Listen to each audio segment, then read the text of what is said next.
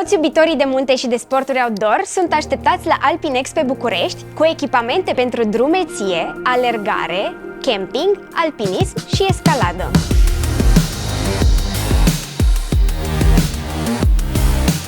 Descoperă cele mai mari colecții Ortovox și Fjällräven din România.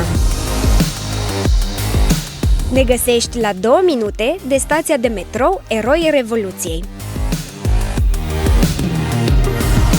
Te așteptăm în magazin cu sfaturi utile și suport specializat din partea unor practicanți cu experiență și cu o selecție largă de echipamente de la branduri de top.